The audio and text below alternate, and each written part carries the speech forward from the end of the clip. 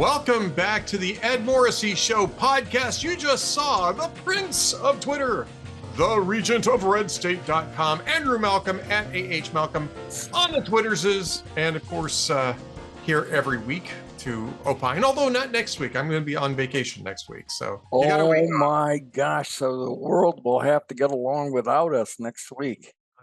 I can't imagine how that's going to happen either. It's just things will go to hell, but that gives us something to talk about the week after. On the other hand, it might be that things get better because I'm gone, or at least in correlation to me being gone. You can never discount that possibility, right? It might be that, and this is crazy. This is a crazy speculative thing that could happen with me being out.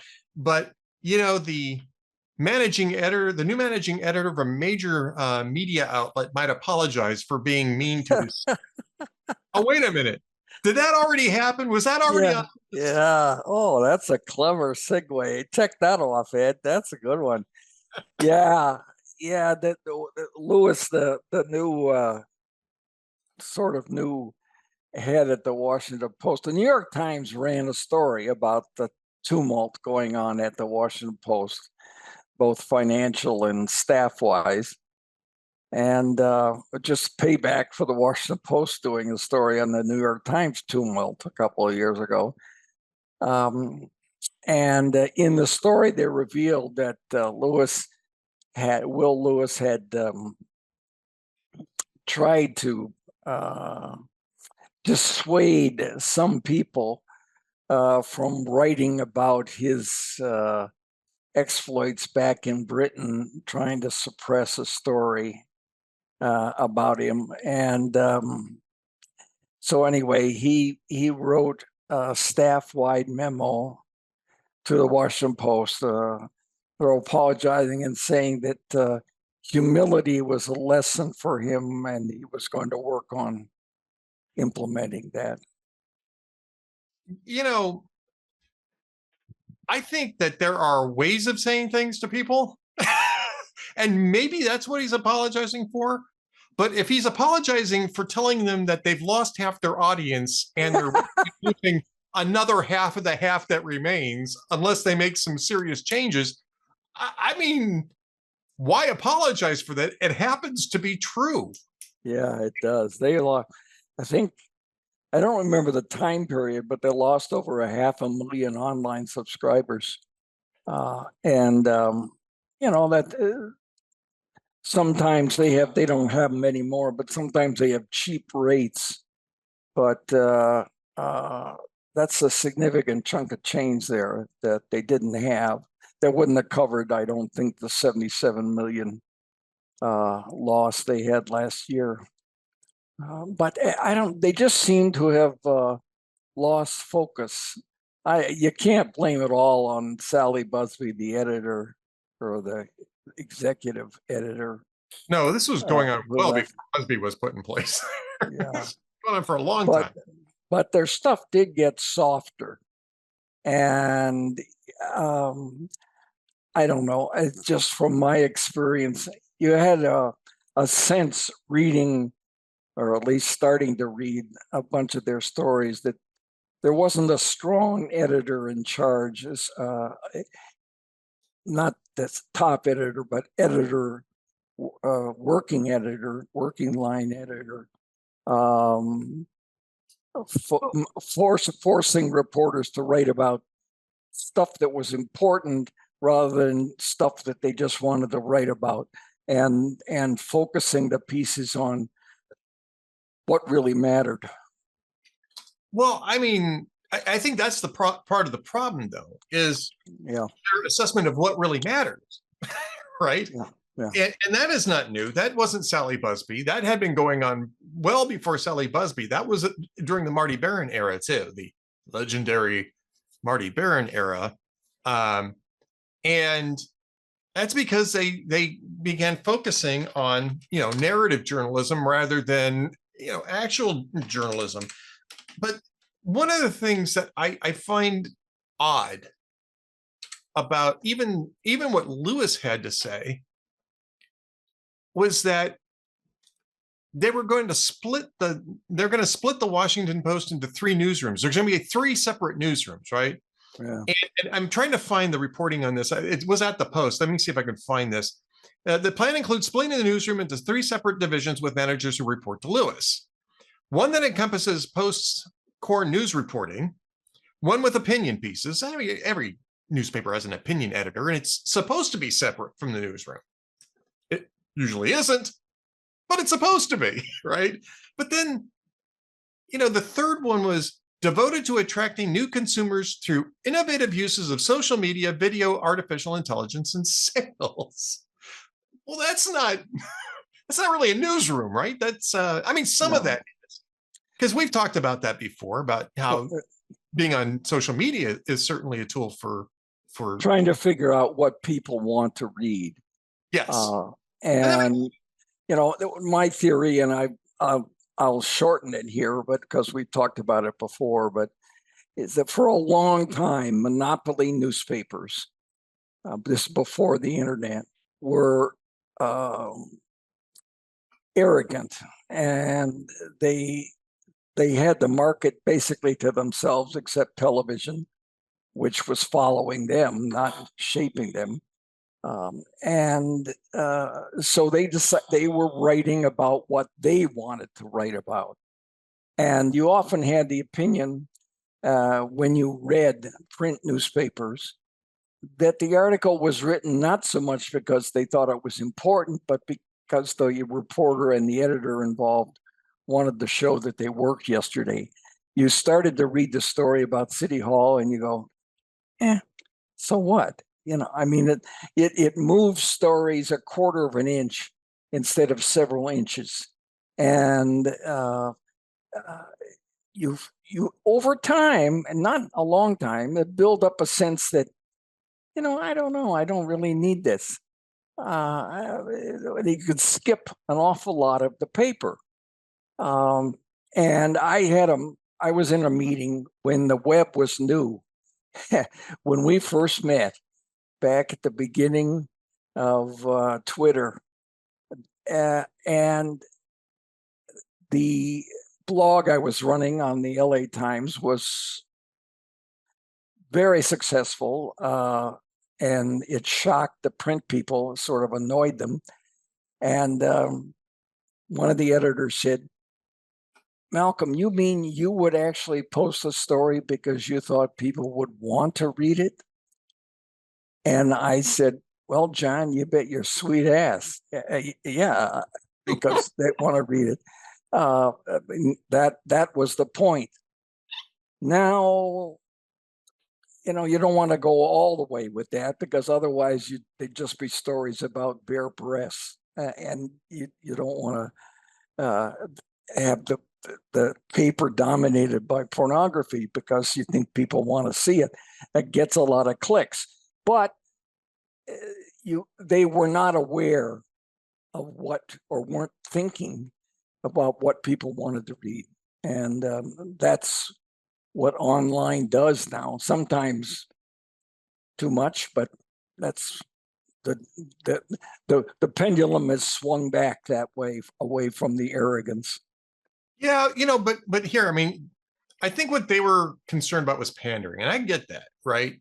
You want to do news reporting, even if it's not something that might be sexy to people, but if you think it's necessary.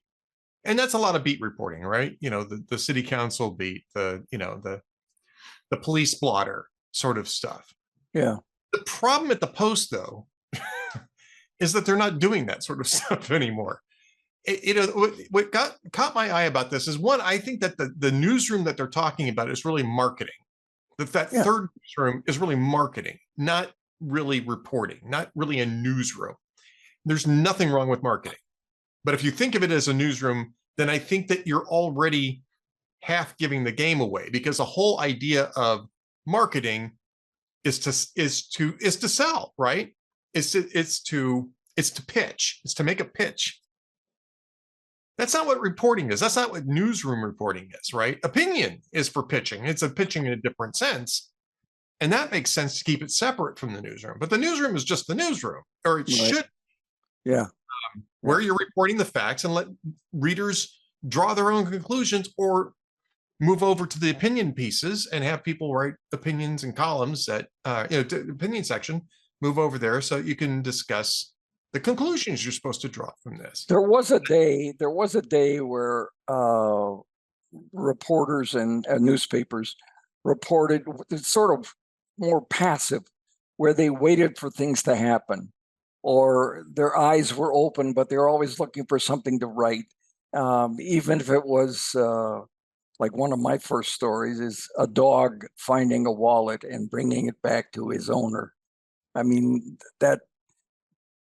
it's more passive. But then we've switched because of the need to sell things more online. We move to too much sometimes to what do people want to read, or what would, not necessarily that, but what would get a lot of clicks. And reporters think that they know that, and editors, I think, have a bigger picture view. And the Washington Post, like some other places, you get a sense reading them that it was only what reporters wanted to write about. And when you started to read the story, you didn't want to read about it. So the cost of belonging to the Washington Post didn't seem worth it. And a lot of people signed off. They were being told a narrative that they were supposed to believe, and a lot of people didn't, or didn't want to be told what to do. There's a psychology to this, and this may be what he's talking about with the marketing. But my father had a wonderful trick that I have used. It's not a trick; it's a method that I have used with my kids, and that they're using with their kids. And when we were at the swimming pool, which I absolutely loved, if he said, "All right, we have to go now," there was a meltdown. I wasn't happy about it. But you know what? And this is advice for grandparents, I guess. If you say, "Okay, 5 minutes, we're going up to the room," in 5 minutes or 6 minutes or 3 minutes, you could say, "Okay, time's up." And almost always, everybody's accustomed to it. They're prepared for it because psychologically, you made them receptive to that news. And the newspapers are trying to do that all the time with their narrative about, the Washington Post, I think they got up to like 12,000 lies and mistruths that they alleged Trump had told. Every day they have a new listing because they knew this was really important and they wanted to drive that home for the narrative. And I guess it worked in 2020. They don't do any of that for Biden because he's the guy that they want in office. And who was it? Somebody did a fact checking on a CNN interview he did, and Biden told 15 lies in a 17-minute interview. Yes. Yeah. It was on CNN. Yeah, I remember that. I think one of our writers covered it. Yeah. And another example of this would be what happened in Washington, D.C. this past weekend, right? I mean, the pro-Hamas demonstrations that vandalized the Marquis de Lafayette statue, among other things, were demanding, a global intifada, which is basically a pogrom of the Jewish people. And the Washington Post, covered as sort of, it's a political demonstration that might be, a little uncomfortable for Joe Biden. It was basically Charlottesville, only nobody got killed, thankfully.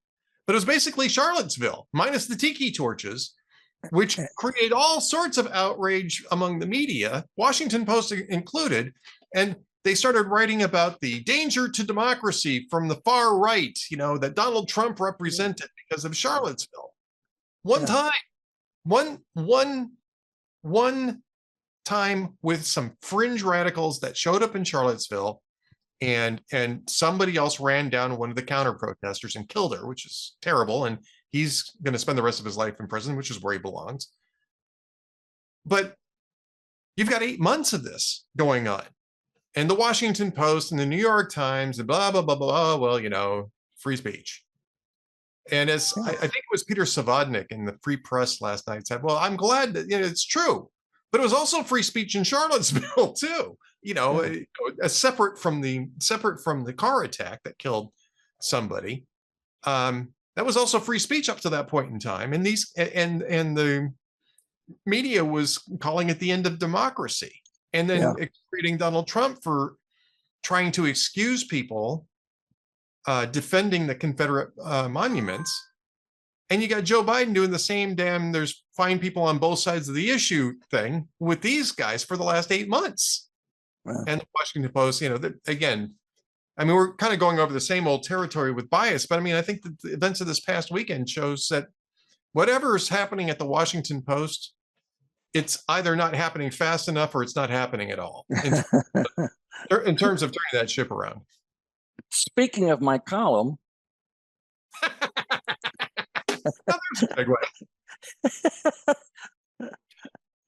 that's a I've had enough of this topic, let's talk about me segue right there. Yes, speaking of your column, because this is actually a really interesting question, and we're getting closer to the decision point here. You have something here is how Trump is picking his successor, and I have a number of thoughts on that, but let's hear my thoughts are not very charitable on that thing. I think, well, I'll get to that, but you tell me how you see Donald Trump going through the Veepstakes decision. I think it's going to be pretty much the same as everybody does, but it's well, and there's nothing wrong with this. It's just that he is so good at stretching this thing out and making it into marathon coverage about himself. And that is, who's he going to pick? And there are leaks about everybody. I haven't seen the leak yet about you or me, but it could come along. And it gets him in the news cheap. It just somebody says, ooh, he might pick Glenn Youngkin. Or, ooh, what about Nikki Haley? And once again, we go back to it's about clicks. And so I decided to write a piece about how he's doing that, and the masterfulness or masterfulity, I don't know. Anyway, the great skill that he's using to stretch this out, which of course is the same skill he used to make The Apprentice such a big rating success online. Ooh. Is he going to get fired next week? Who's going to be here? Who's the next celebrity? And he is a showman. He's always been a showman, but that honed his skills. He made a lot of money, 14 years out of it, and a lot of fame. And I don't think he'd be where he is today if he hadn't actually had done that show. No. That got him into everybody's living room on Sunday evening. So, so I wanted to write about it, not so much to provide a list. We mentioned some names of people who might be possible candidates. Marco Rubio, but then that's got the 12th Amendment problem. They're both from Florida. It's the same problem, I think, with Byron Donalds.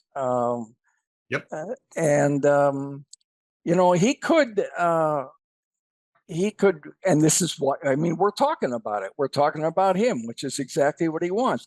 I don't think, last time he did it, I think was 48 hours before the convention. And he announced Mike Pence. And I think we should factor that into our thinking. One, he's going to do it late or maybe even at the convention. Wouldn't that be a rating success?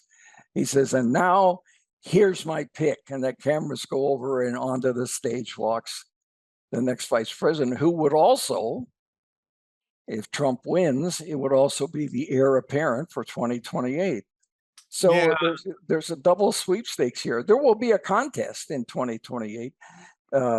Ron DeSantis' term ends in 2027. He's term limited. Yep. Nikki Haley will be around, although she seems to have made a lot of enemies at the moment. So there will be others emerging that the media will seize on to write about. But the important thing to Trump is who's loyal. And one of the biggest, most loyal, verbally loyal people in recent times has been Doug Burgum, the governor of North Dakota. So that doesn't get Trump anything in the Electoral College. It's just three of them, 3 votes, and North Dakota has gone Republican in every presidential election since 1968. But so here we are talking about it. It's normal, but it's not been this big a deal in the past, as we haven't had a president trying to get reelected after 4 years out of office since Grover Cleveland. Yeah. And some of our viewers may think that we were around for Grover Cleveland too, but we actually weren't. I remember I said to Grover, we called him Grover because we were so plugged in. I called him Grow. Grow. It's a grow, baby. Go ahead. Go ahead. You know, some people call him GC, but the big G. The big G-man, yeah. Who was a Democrat, you know, and that his big claim to fame, he was the first president to lose an election and then come back and win. But he was also the Democrat who broke the Republican supremacy that Republicans had earned from the Civil War and Reconstruction. And they had like almost 32 years uninterrupted of dominance in the White House. Yeah, also kind of mediocrities.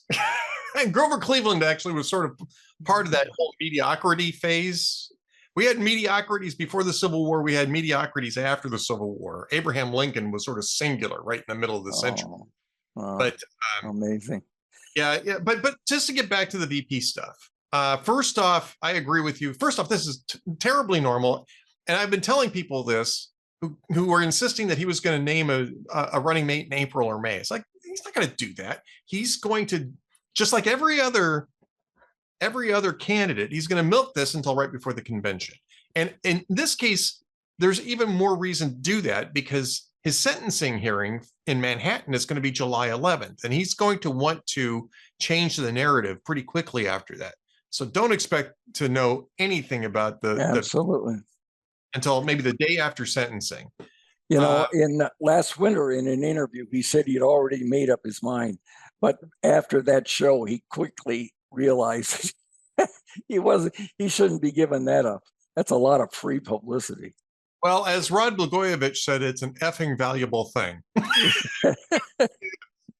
He was talking about a different kind of appointment, but yeah, the power of picking people for these seats is very powerful. And you want somebody who's going to play ball with you, or you want somebody who can deliver something that you just simply can't get. And that kind of, I mean, Nikki Haley hasn't been on these lists, but I think that she's at least got to be somewhere in the mix because Haley does speak to some disaffected Republicans who are very, very Trump skeptical and may be reluctant to turn out, even with Joe Biden being as bad as he is. That's a kind of marriage of convenience that you will often. Well, you know, and it should be picking a vice president. A major factor should be, is this person qualified to become president? Yes. Even though it isn't planned. That's not always what happens. People or presidential candidates pick people who add to their political equation. Joe Biden was phoned waiting in a dentist waiting room when Obama offered him to run on the ticket. George W. Bush had Dick Cheney, because of his long Washington experience, do the exploration, the background checks on all the possible candidates, and then Remember in the driveway at his Texas ranch, Bush announced that he had picked the guy that was searching for the pick. Right. Yeah. Dick Cheney, who brought a lot of he had to change his residency to Wyoming for the 12th Amendment business, but he brought a lot to the ticket. Long Washington experience in the White House, the Defense Department, Congress. He was older, so he brought some gravitas, and he did not have any of his own personal presidential ambitions, which could distract a younger person. And that's one thing I'm sure that Trump is thinking of. He doesn't want a partner who's going to hog the publicity limelight. Pence was great at that. Pence was very loyal and obedient and did not cause ruffles. Remember, even Biden, I think this is probably stupidity on his part, but Biden got out ahead of Barack Obama on gay marriage, and that embarrassed Obama, and he had to play catch up. Yep. But you want a vice president partner who's going to be obedient, loyal, and sure, likely they're building their own reputation, but they do that through Trump. And Doug Burgum, if he has larger political ambitions, he could do that through Trump. He's not well known, so everything that he gets will come from Trump. Yeah, he's kind of a Gates Foundation sort of Republican, though. I mean, Beej is. I'm not arguing for him. I'm explaining the expediency that would argue for him. Yeah, the other point, though, is the idea that vice presidents assume the mantle of leadership without, after a complete term, right? I'm not talking about when a president dies in office, because then obviously the office passes to them. But we've only had, I think, 3 former vice presidents that were elected president just on the basis of them being vice presidents, at least in the modern era. You had George H.W. Bush, you had Richard Nixon, and it took them 2 times, right? Yeah. To succeed at that. And I think the previous one to that is Martin Van Buren, and that's it. Yeah. It's not been an automatic ticket, but no. And actually George H.W. Bush was basically, I believe, elected because it was a 3rd Reagan term. Yeah, there was a lot of goodwill that carried over from Reagan, and they, well, let's keep it going. But Al Gore, it didn't help Al Gore, and although and it didn't help. Mondo, but I mean, Carter's presidency was a disaster. But Mondo had been around for a while. And, oh yeah, he had a congressional thing, and he tried a little gambit to by picking a woman partner who was a member of the House, which I think is a disaster if you do that, because Americans don't, no offense, but Americans don't hold House members in high esteem. And some of those House members too, Andrew. No, they don't, and I don't think they necessarily should. So that didn't help him. And then, of course, the displays of or the revelations about some problems she had in her background. But Democrats, I mean, if Trump was a Democrat, we would know that he was going to pick someone from the Senate. Democrats always do that. It's just I don't know why, because it doesn't really help them. Well, it's because they're much more focused on federal power than they are on distributed power. I mean, it really actually kind of makes sense. The Democrats want to centralize power in Washington, D.C., and Republicans, for the most part, want distributed power to the states. What's the reason why Republicans look to governors, right? Exactly. And or in Trump's case, outsiders, right? Yeah. But all basically outsiders. I don't remember. I think the last insider that ran on the as the top line of a Republican ticket was Bob Dole, Yeah, And then, that didn't work out too well. well, maybe Nixon, well, Ford did, but Ford was running for reelection. Uh,